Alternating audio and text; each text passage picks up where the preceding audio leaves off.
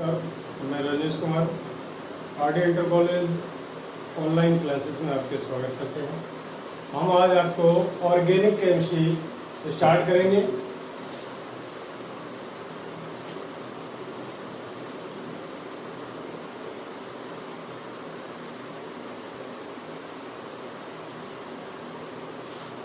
Organic chemistry 12th में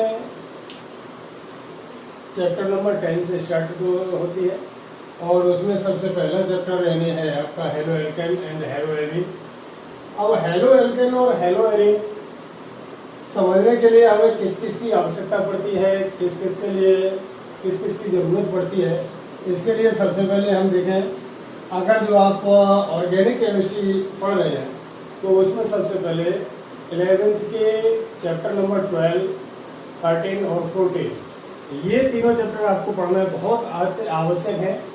और इसमें जो है ऑर्गेनिक केमिस्ट्री में या हेलो एल्केन हेलो एरीन में किस किस की आवश्यकता होती है, उसमें सबसे पहले नंबर 1 आता है आपको एलिमेंट यानी तत्व।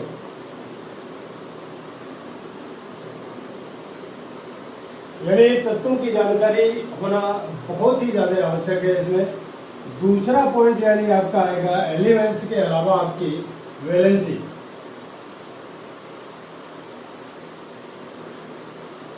वैलेंसी यानी संयोजकता की भी इसमें जानकारी होनी चाहिए।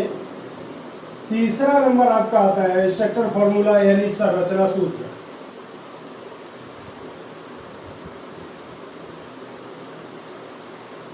Formula, elements, valency, structural formula और आपका चौथे नंबर में आपका आएगा IUPAC नेम। IUPAC name. इसके बाद आपको यानी element, valency, structure formula, IUPAC name, इसके बाद आपका आएगा पांचवा नंबर है आइसोमेरिज।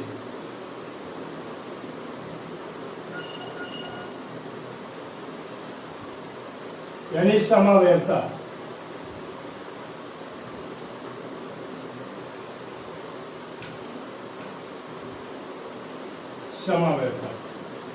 आइसोमेरिज्म के बाद आपका छठवां नंबर आपका इफेक्ट यानी इलेक्ट्रॉनों का स्थानांतरण।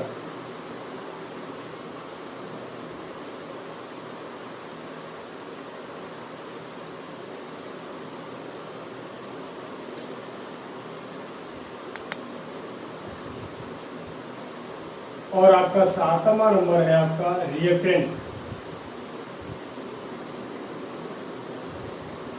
यानी अभिकर्मक।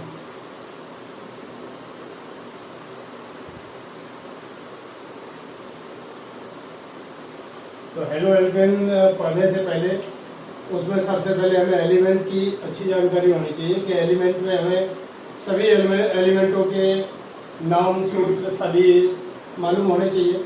वैलेंसी यानी सभी की संयोजकता हमें कैसे निकालनी है, किस तरीके से उसे उपयोग करना है, वो भी हमें जानकारी होनी चाहिए। स्ट्रक्चर फॉर्मूला यानी जो भी संरचना सूत्र है, किसी भी आपका कंपाउंड का कैसा संरचना सूत्र है, वो भी हमें जानकारी होनी चाहिए। ये तीनों ही इसमें बहुत इम्पोर्टेंट है। उसके बाद IUPAC नेम यानी IUPAC नेम जो है, जो भी आपका 11th में है, उसे आप अगर जो नहीं पढ़ा है तो आप पढ़ लीजिए। जब तक आप IUPAC नेम नहीं पढ़ेंगे तब तक ये चैप्टर आपके समझ में नहीं आएगा। इसके बाद आपका आएगा समावयवता। समावयवता भी आपका फर्स्ट ईयर है यानी 11th के कोर्स में है। उसके बाद आपका इफेक्ट यानी इलेक्ट्रॉनों का स्थानांतरण। इसमें आपके जैसे आपका पीरियडिक प्रभाव है, इलेक्ट्रॉनिक यानी और आपके बहुत सारे इसमें प्रभाव हैं, उनकी सबकी जानकारी होनी चाहिए।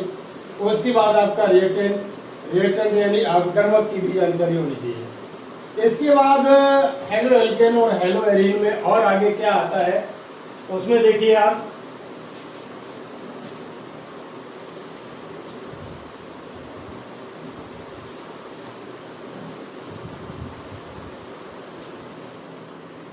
हाँ, इसमें और एक जरूरत बहुत ज्यादा पड़ती है हमारी फंक्शनल ग्रुप। फंक्शनल ग्रुप का मतलब होता है आपका क्रियात्मक समूह। क्रियात्मक समूह में आपके क्रियात्मक समूह आपने देखे होंगे जो फर्स्ट ईयर के आपके 12th चैप्टर में है, जैसे आपका OH, single bond OH, single bond COOH, ये हम आपको ऐसे ही लिखे दे रहे हैं, जो जैसे ज्यादा उपयोग में आ रहे हैं उन्हीं को लिख रहे हैं, क्रम से नहीं है। उसके बाद आपका X का मतलब होता है आपका हेलोजन। तो हेलोजन में आपके आएंगे जैसे फ्लोरीन, क्लोरीन, ब्रोमीन और आपका आयोडीन। इसमें इस तरीके से लगा सकते हैं सिंगल बॉन्ड करके। इसके बाद और भी आपके इसमें ग्रुप हैं, जैसे आपका फंक्शनल ग्रुप है CHO, फिर आपका और भी है जैसे आपका C single bond, CO single bond, और आपका आएगा CONH2 और आपका सिंगल बॉन्ड NH2, फिर आपका COCl, फिर आपका आएगा आपका COOR। इनके कुछ आपके जो नाम भी हैं, जैसे जिस कंपाउंड में आपका लगा हुआ है OH ग्रुप लगा हुआ है या COOH लगा हुआ है, इन्हें हम क्या बोलेंगे, क्या कहेंगे, वो भी देख लीजिए। अगर जो किसी में आपका कार्बनिक यौगिक में आपका OH जुड़ा हुआ है तो हम उसे बोलेंगे एल्कोहल। ये आपका ओइक एसिड है, यानी ओइक एसिड। ये आपका हेलोजन है।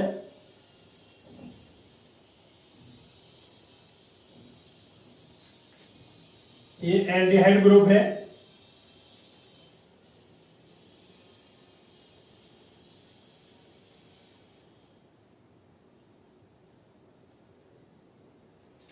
ये आपका कीटोन है।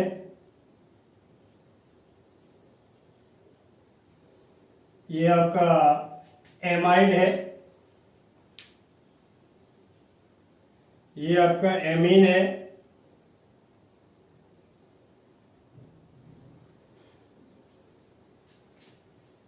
ये आपका ऑयल क्लोराइड बोल सकते हैं इसे।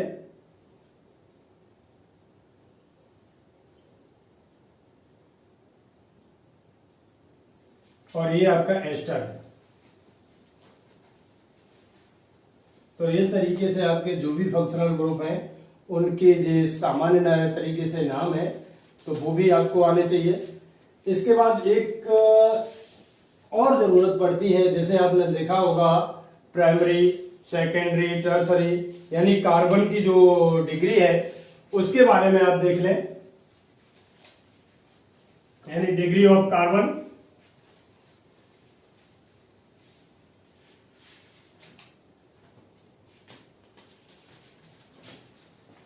डिग्री ऑफ कार्बन, तो कार्बन की डिग्री जो है आपको मालूम होगा कि 4 प्रकार की बताई होंगी आपको। तो एक primary carbon, secondary carbon, tertiary और क्वार्टरनरी, यानी प्राथमिक कार्बन, द्वितीयक, तृतीयक और चतुर्थक। तो इसमें इसकी कार्बन की डिग्री यानी कार्बन की जो स्थिति है कहां पर कैसे है वो देख लीजिए आप। यानी हम एक उदाहरण के माध्यम से आपको बता रहे हैं।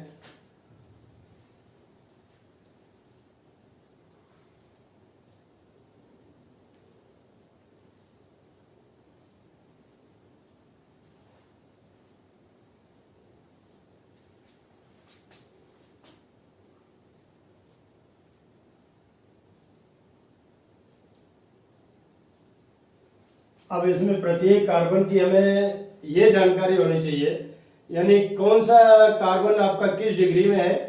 अब जैसे ये कार्बन आपका आया, ये किस कार्बन यानी कितने कार्बनों से जुड़ा हुआ है वो देख लें आप। इससे केवल आपका एक कार्बन जुड़ा हुआ है, तो ये आपका प्राइमरी कार्बन हुआ, यानी 1 डिग्री इसे लिख सकते हैं, या हम जैसे प्राइमरी है P से डिनोट कर सकते हैं, सेकेंडरी में S से कर सकते हैं, टर्सरी में स्मॉल t से कर सकते हैं, इसी तरीके से भी हम कर सकते हैं।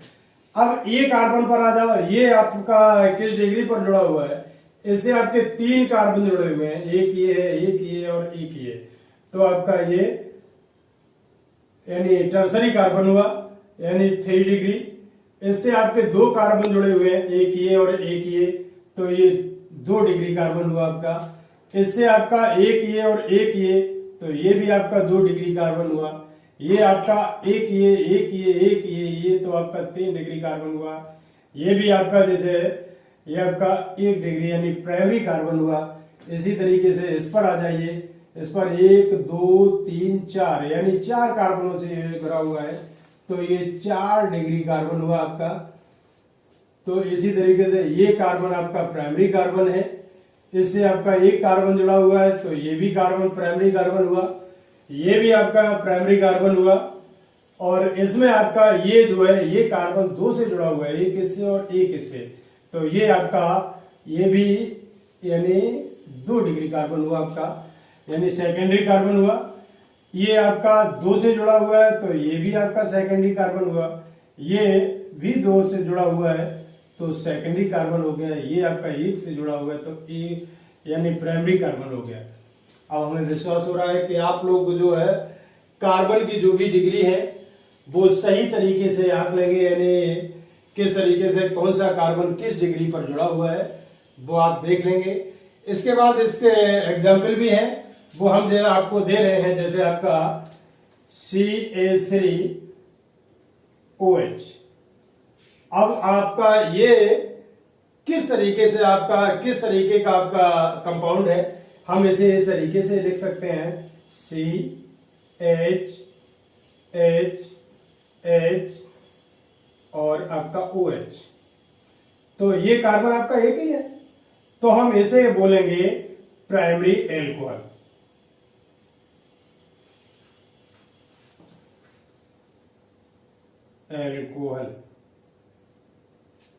इसी तरीके से अगर जो हम इसे इस तरीके से कर दें, CH3CH2OH, तो इसमें अगर जो देखा जाए तो C और OH, यानी ये आपका किससे जुड़ा हुआ है, यानी पहले कार्बन से जुड़ा हुआ है। ये कार्बन एक कार्बन से जुड़ा हुआ है, तो ये आपका प्राइमरी कार्बन हुआ। तो प्राइमरी कार्बन हुआ, तो आपका ये कंपाउंड जो है प्राइमरी एल्कोहल कहलाएगा।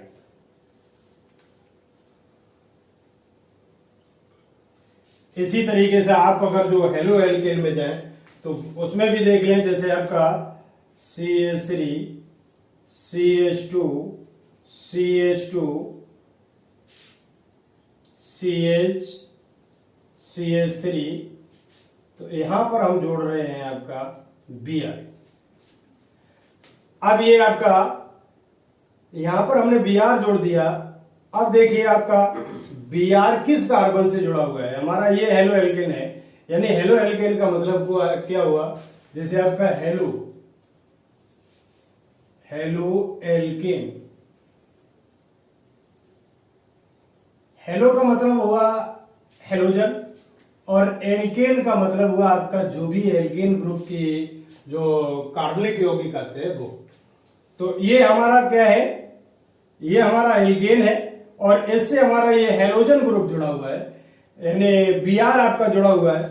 अब ये किस डिग्री कार्बन से जुड़ा हुआ है, इसमें आप इस कार्बन से जब जुड़ा हुआ है, अब ये कार्बन आप देख लें कि इससे कितने कार्बन जुड़े हुए हैं, एक इधर जुड़ा हुआ है और एक इधर जुड़ा हुआ है, यानी कहने का मतलब ये कार्बन आपका 2 डिग्री कार्बन हुआ। जब 2 डिग्री कार्बन हुआ तो हम इसे बोल सकेंगे सेकेंडरी हेलो एल्केन।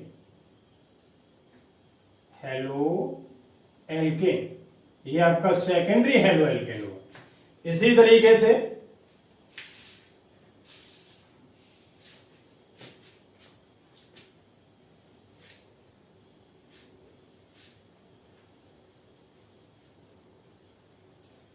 इसी तरीके से एमीन का एग्जाम्पल और दे दें हम आपको। एमीन में एक इसकी अपेक्षा अलग तरीके से आपका है,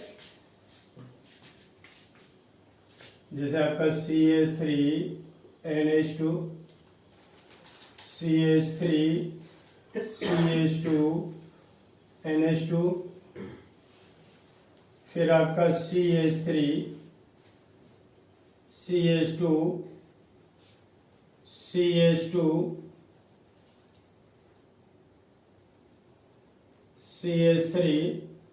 और यहां पर हम जोड़ रहे हैं NH2। और एग्जाम्पल एक देख लीजिए आपका CH3CH2 और यहां पर हम जोड़ रहे हैं NH2 और इधर जोड़ रहे हैं CH3। इसमें क्या है, इसमें अगर जो हम कार्बन की डिग्री अगर जो मालूम करें, CH3 single bond CH2 single bond CH2 single bond NH और सिंगल बॉन्ड आपका बनेगा CH3। अब इसमें देखिए, इसमें क्या होता है, नाइट्रोजन अगर जो जितने कार्बनों से जुड़ा होता है वो वही डिग्री में आएगा आपका। जैसे नाइट्रोजन यहां पर आपका एक कार्बन से जुड़ा हुआ है तो आपका ये प्राइमरी एमीन हुआ, प्राइमरी एमीन। इसमें आपका नाइट्रोजन ये इसे हम इस तरीके से भी लिख सकते हैं C सिंगल बॉन्ड N। तो नाइट्रोजन यहां भी आपका एक ही कार्बन से जुड़ा हुआ है तो हम ये इसे भी कहेंगे प्राइमरी एमीन। और इसमें भी आपका इससे कोई मतलब नहीं है कि ये दूसरे नंबर पे यानी कार्बन यहां पर आपका सेकेंडरी पर जुड़ा हुआ है, यानी सेकेंडरी कार्बन है 2 डिग्री पर जुड़ा हुआ है, इससे कोई मतलब नहीं है। लेकिन नाइट्रोजन से यहां एक ही कार्बन जुड़ा हुआ है तो हमारा ये भी आपका प्राइमरी एमीन हुआ। अब इसमें आ जाइए आप, इसमें नाइट्रोजन आपका एक ये कार्बन है और एक ये है, 2 कार्बन से जुड़ा हुआ है, इसलिए आपका ये सेकेंडरी कार्बन, सेकेंडरी एमीन हुआ। इस तरीके से ये आपका रहा degree of carbon. Degree of carbon के बाद आपने इसी चैप्टर में sp, sp2, sp3 हाइब्रिडाइजेशन भी लिखा होगा कुछ कंपाउंड से के पहले कि ये sp है, ये sp2 है, ये sp3 है, तो इसकी भी देख लीजिए आप। ये तो इस चैप्टर का आपका एक इंट्रोडक्शन है जिसमें आपका कोई अभी चैप्टर आपका स्टार्ट नहीं हुआ है, तो इसमें सबसे पहले आप ये देख लें। आपने मालूम होगा कि जैसे A सिंगल बॉन्ड B और A डबल बॉन्ड B,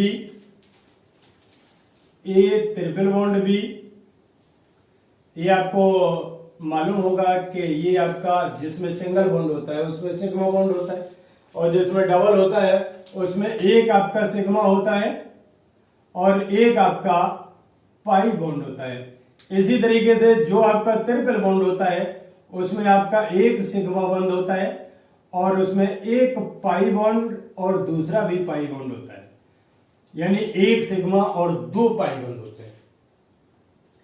अब इसमें यह भी है जैसे आपका संकरण किसी का निकालना है, यानी किसी कंपाउंड में कौन सा आपका हाइब्रिडाइजेशन है, उसका एक सूत्र भी है, आप लिख लीजिए। संकरण यानी किस तरीके से, अगर जो पूरा डिटेलमेंट हम यहाँ पर नहीं आपको बता सकते हैं क्योंकि वो आपको फर्स्ट ईयर में पढ़ चुके होंगे आप, अगर जो नहीं पढ़ा है तो दोबारा आप देख लें। संकरण, संकरण बराबर आपका यहां पर हो जाएगा number of sigma bond, number of sigma bond plus number of यानी एलपी यानी लोन पेयर इलेक्ट्रॉन, एलपी। यानी इसी से हम बता सकते हैं कि कौन सा कार्बन यानी किस स्थिति में आपका sp में है या sp2 में है या sp3 में है। तो आप देख लें, एक एग्जांपल हम बता रहे हैं।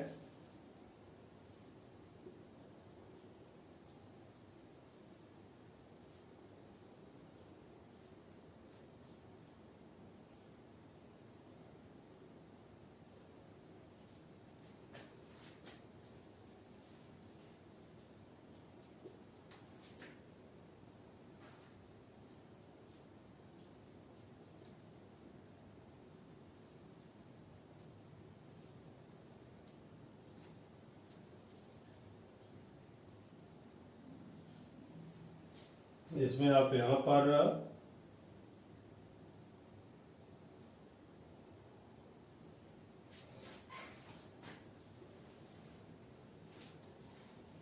CH, यहाँ पर आपका हो जाएगा CH2, यहाँ पर भी आपका हो जाएगा CH2, यहाँ पर आपका C अकेला रहेगा, यहाँ पर हो जाएगा आपका CH2, यहाँ पर भी आपका हो जाएगा CH2 और यहाँ पर भी हो जाएगा आपका CH2। तो हम इसमें ये देखेंगे कि किस कार्बन, कौन सा कार्बन हमारा किस यानी sp हाइब्रिडाइजेशन में है या sp2 में है या sp3 में है। अब आपको इसमें भी हमने आपको अभी बताया कि नंबर ऑफ सिग्मा बॉन्ड, यानी सिग्मा बॉन्डों की संख्या कितनी है। अब जैसे पहले कार्बन पर आ जाओ तो एक सिग्मा बॉन्ड ये भी है, इसमें भी है और इसमें भी है। अब इसमें कितने हैं, 1 2 3 4, यानी ये कार्बन आपका किस में जुड़ा हुआ है। अगर जो आपका सिग्मा बंधों की यानी संख्या अगर जो आपका 2 है तो आपका sp होगा। ये कैसे होगा ये भी आपको बताते हैं हम। जैसे आपका s p और d, इसमें आपका एक ऑर्बिटल होता है, इसमें आपके 3 ऑर्बिटल होते हैं, इसमें आपका 5 ऑर्बिटल होते हैं d में। अब देखिए अगर जो हमारा एक s और एक p, दो संख्या दी गई है, एक s और एक p अगर जो भाग लेगा तो हमारा sp संकरण होगा। इसी तरीके से अगर जो हमारी संख्या 3 है तो यानी एक s और 2 p भाग लेंगे तब हमारी संख्या होगी sp2 हाइब्रिडाइजेशन। इसी तरीके से अगर जो हमारी संख्या 4 है तो हमारा आ जाएगा sp3 हाइब्रिडाइजेशन, sp3। यानी इसमें आपका ऑर्गेनिक कंपाउंड में कोई भी आपका 4 से ऊपर नहीं है, लेकिन हम आपको और भी बता रहे हैं अगर जो हमारी संख्या और भी अधिक है, जैसे 5 है तो 5 में हमारा एक s 3 p और एक d भाग लेगा तो हम इसे इस तरीके से लिख सकते हैं sp3d हाइब्रिडाइजेशन। इसी तरीके से अगर जो हमारा 6 है तो हमारा लिख सकते हैं हम sp3d2 हाइब्रिडाइजेशन। इसी तरीके से 7 है तो sp3d3 हाइब्रिडाइजेशन। यानी इसी तरीके से हमारा क्रम चलता रहेगा। अब हम इस एग्जाम्पल के माध्यम से ये पता करेंगे कि कौन सा कार्बन किस हाइब्रिडाइजेशन में जुड़ा हुआ है, वो देख लें आप। जैसे इसमें हमारा जो आपके सिग्मा बंध है इनकी संख्या 1 2 3 4 है नंबर ऑफ बॉन्ड यानी सिग्मा बॉन्ड। तो सिग्मा बॉन्ड कितने हैं 4, लेकिन लोन पेयर इलेक्ट्रॉन इसमें नहीं है तो इसमें कितने 4, संख्या आई हमारी 4 में कौन सा है sp3 हाइब्रिडाइजेशन। तो ये हमारा कार्बन sp3 हाइब्रिडाइजेशन से जुड़ा हुआ है। इसी तरीके से अब इस कार्बन पर आ जाइए।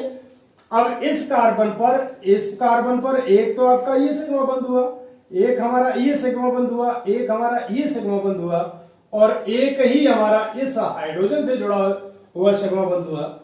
तो हमारा ये भी आपका कौन सा होगा sp3 हाइब्रिडाइजेशन। अब आ जाओ इस कार्बन पर। इस कार्बन में क्या है, ये हमारा सिग्मा बंध है, लेकिन ये दोनों हमारे पाई बंध है। अब इसमें अगर जो हमारा देखा जाए कि सिग्मा बंधों की संख्या कितनी है 1 और 2, तो ये दो पर पहुंचेगा sp, तो ये हमारा sp हाइब्रिडाइजेशन से जुड़ा हुआ है। अब इस पर आ जाओ, एक तो हमारा ये सिग्मा बंध है इसमें और ये एक ये हाइड्रोजन का सिग्मा बंध, तो ये भी हमारा जुड़ेगा किसमें sp में।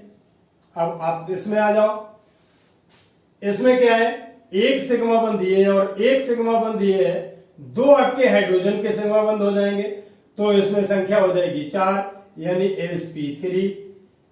अब इस पर आ जाओ कि एक इसमें है और एक इसमें है, 2 इस हाइड्रोजन के कितने हो गए 4, तो इसमें भी आपका sp3 हाइब्रिडाइजेशन हो गया।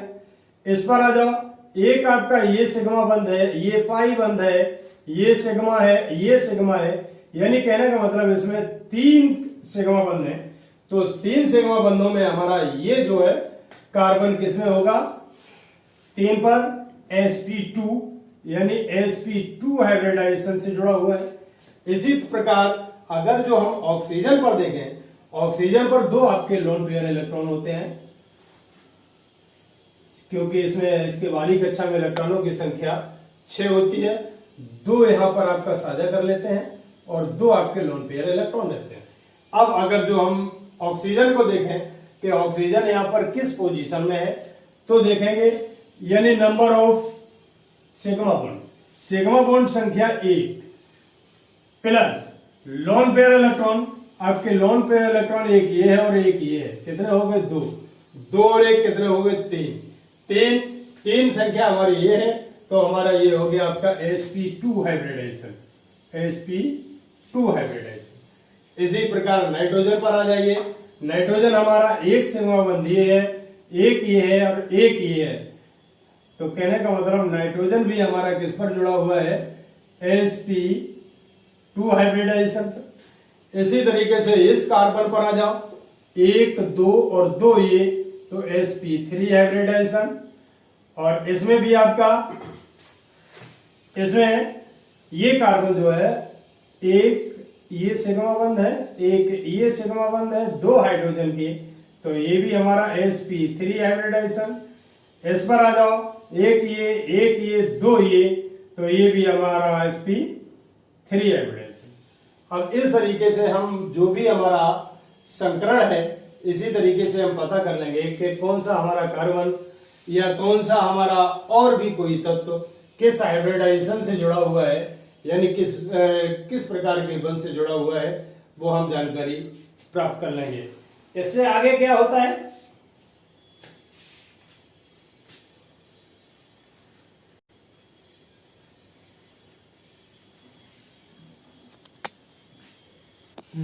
इसके बाद इसी में हम आपको छोटी छोटी अभिक्रियाओं के बारे में और भी बताएंगे।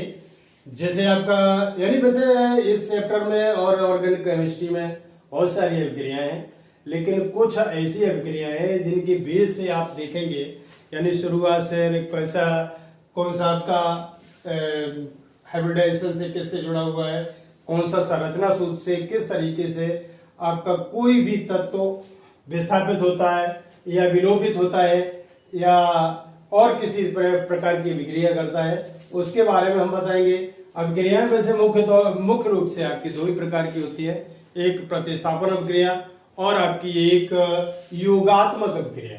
वैसे आपकी बहुत सारी अभिक्रिया, जैसे विलोपित अभिक्रिया भी आती है, आपकी उत्क्रमणीय अभिक्रिया भी आती हैं, अनुत्क्रमणीय भी आती हैं, और भी प्रकार के हैं, लेकिन मुख्य रूप से आपकी 2 ही प्रकार की होती हैं। तो हम इसमें आपको कुछ छोटे छोटे आपको रिएक्शंस के बारे में बताएंगे, जिसमें आप सबसे पहले पढ़ेंगे योगात्मक अभिक्रिया। पहले विस्थापित अभिक्रिया के पढ़ लीजिए, विस्थापन अभिक्रिया।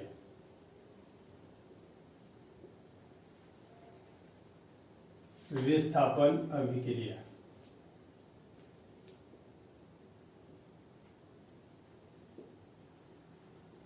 विस्थापन की जगह पर आप अगर जो प्रतिस्थापन कर दीजिए तो और बढ़िया पॉइंट रहेगा। प्रतिस्थापन, अब प्रतिस्थापन अभिक्रिया है। प्रतिस्थापन अभिक्रियाओं में क्या होता है कि कोई भी आपका तत्व परमाणु आपका, यानी प्रतिस्थापन का मतलब, प्रति का मतलब जो है प्रति, यानी किसी के स्थान पर दूसरा तत्व अगर जो आकर के अभिक्रिया करता है, कंपाउंड बनाता है, उसी के, यानी कहने का मतलब ये है उसके स्थान पर दूसरे को स्थापित करना ही आपका प्रतिस्थापन कहलाता है। किसी का, यानी किसी तत्व के स्थान पर दूसरा तत्व आकर स्थापित हो जाता है, यही आपका प्रतिस्थापन कहलाता है। इस तरीके से मैं आपको एक एग्जांपल दे रहा हूं। इसी तरीके से ए सिंगल बॉन्ड आपका बी, ए और बी, अगर जो हम इसमें सी को जोड़ें तो क्या होता है। अब इसमें आपको देखिए, अब यहां पर आप इस तरीके से आ जाइए, जैसे आपके बॉन्ड, बॉन्ड का विखंडन यानी बंध का टूटना, बॉन्ड फ्यूजन, ये भी आपका दो प्रकार का होता है। एक होमोलिटिक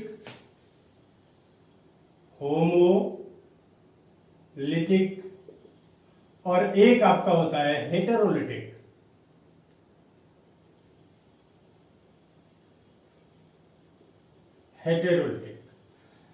फ्यूजन।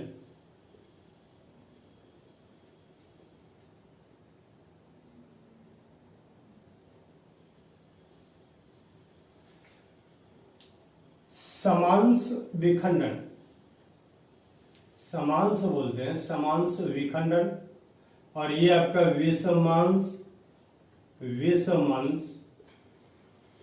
विखंडन। अब समांश विखंडन और विषमांश विखंडन में क्या है, जैसे आपका कोई भी बंध है, जैसे मान लीजिए आपका ए सिंगल बॉन्ड बी, आपको मालूम है कि सिंगल बॉन्ड जब लगा होता है वो आपका सिग्मा बॉन्ड होता है। डबल बॉन्ड में आपका एक सिग्मा और एक पाई बंद होता है, जिसमें आपका पाई जो है इस तरीके से पेयर से इस तरीके से जुड़ा होता है, और अगर जो सिग्मा बंद है वो इस तरीके से जुड़ा होता है, तो पाई बंद की अपेक्षा सिग्मा बंद ज्यादा स्ट्रांग होता है। लेकिन यहां पर आपका सिंगल बॉन्ड है, इसमें भी जब आपका दो तत्व जैसे इस तरीके से आपके सिंगल बॉन्ड से जुड़े हुए हैं, अगर जो हम इसका विखंडन करें तो होमोलिटिक में क्या होता है कि होमोलिटिक में यही, जैसे हम इसे इस तरीके से भी लिख सकते हैं, जैसे एक ए का इलेक्ट्रॉन है, दूसरा आपका बी का इलेक्ट्रॉन है। इसमें क्या होता है कि एक इलेक्ट्रॉन बी ए का ए को दे दिया, बी का बी को दे दिया, टूट गया आपका। तो इसमें अगर जो हम करें तो एक ये ए को मिल गया और ये आपका बी को मिल गया, तो हम इसे इस तरीके से दिखा सकते हैं ए प्लस बी, यानी एक आपका ये इसका इलेक्ट्रॉन हो गया, एक आपका इसका इलेक्ट्रॉन हो गया। तो इस तरीके के हम मूलक को मुक्त मूलक कहते हैं, मुक्त मूलक। अब इसी प्रकार हम हेटेरोलिटिक फ्यूजन में क्या करते हैं, ये इसी बंध को हम दूसरे तरीके से तोड़ते हैं, ए सिंगल बॉन्ड बी। अब इसी में फिर आप फर्स्ट ईयर पर जाइए, आप 11th पे, यानी 11th में हमने अभी आपको बताया था इफेक्ट्स में क्या है कि जैसे आपका इलेक्ट्रॉन इसमें इस तरीके से आप कह दीजिए कि जिसकी इलेक्ट्रोनेगेटिविटी अधिक होती है तो उस तरफ जो है इलेक्ट्रॉन प्रतिस्थापित हो जाता है, यानी पहुंच जाता है। अब जैसे इसकी बी की ज्यादा है तो इलेक्ट्रॉन इधर जाएगा, ए की ज्यादा है तो इधर जाएगा, और जो इलेक्ट्रॉन अपने में ग्रहण करेगा उस पर माइनस चार्ज आ जाएगा, और जो देगा उस पर आपका यानी प्लस चार्ज आ जाएगा। तो हम इसे इस तरीके से कह सकते हैं, जैसे आपका ये इलेक्ट्रॉन है, जैसे एक दोनों इलेक्ट्रॉन है, तो ये दोनों ही इलेक्ट्रॉन बी पर चले जाएंगे, तो हम ए को लिख सकते हैं प्लस में और प्लस बी को लिख सकते हैं माइनस में। अब इसी तरीके से इसमें आ जाओ, ये हमारा बंध का टूटना आपका मैंने आपको दो तरीके से बताया, होमोलिटिक फ्यूजन और आपका हेटेरोलिटिक फ्यूजन। अब इसमें क्या है, इसमें सी ए से जुड़ता है, और यह भी बात निश्चित है कि जब बंध टूटेंगे नहीं तो जुड़ेगा किससे, तो जैसे ही आपका ये बंध टूटता है सी किससे, ए से जुड़ जाता है और बी आपका अलग हो जाता है, तो हो जाता है आपका ए सिंगल बॉन्ड सी, और यहां पर प्लस आपका हो जाएगा बी। तो इसी तरीके से अगर जो हम इसे और तरीके से, यानी ये तो हमने आपको इसी तरीके से बता दिया, अब जो है आप ऑर्गेनिक में आ जाइए, और ऑर्गेनिक में किस तरीके से किया जाएगा, जैसे आपका CH3Cl, यानी मीथेन को ले लीजिए, CH4 प्लस Cl2। अब इसमें क्या हो जाएगा, इसमें इस तरीके से नहीं होगा कि Cl2 इससे क्रिया करेंगे तो इसके दो हाइड्रोजन प्रतिस्थापित हो जाएंगे। हम इसे अपने दिमाग में इस तरीके से रखें कि ये हमारा कार्बन किस तरीके से जुड़ा हुआ है, यानी ये कार्बन हमारा ये हाइड्रोजन इस तरीके से जुड़े हुए हैं, plus Cl single bond Cl। अब इसमें क्या होता है कि ये जब बंध टूटता है, इसका एक इलेक्ट्रॉन इसमें हो जाता है, एक इसमें हो जाता है। वैसे सरलता रूप में हम इस तरीके से भी कर सकते हैं कि इसका ये बंध टूट गया, इसका ये बंध टूट गया। Cl ने क्या काम किया, Cl से क्रिया कर गया, ये Cl यहां पर आ गया, तो आपका हम इस तरीके से लिख सकते हैं, बन जाएगा हमारा H हाइड्रोजन Cl से क्रिया करके HCl बन जाएगा, और हमारा शेष बचेगा C single bond H single bond H single bond H और सिंगल बॉन्ड Cl। तो इस तरीके से हमारा ये जुड़ जाएगा। तो इस तरीके की अभिक्रियाएं आपकी प्रतिस्थापन अभिक्रियाएं होंगी। और भी इसका एग्जाम्पल हम और दे देते हैं, जैसे आपका CH3Cl, इसकी क्रिया हम KOH से करते हैं, यानी एक्वस यानी जलीय KOH। अब जब जलीय KOH से क्रिया करते हैं, साफ सी बात K जो है Cl से क्रिया करके KCl बनाएगा, अलग हो जाएगा आपका, और OH का कहां पहुंच जाएगा, यहां पर, तो हो जाएगा प्लस CH3OH। ये रही आपकी प्रतिस्थापन अभिक्रिया। इसी तरीके से हम आपको आगे योगात्मक अभिक्रियाएं बताएं।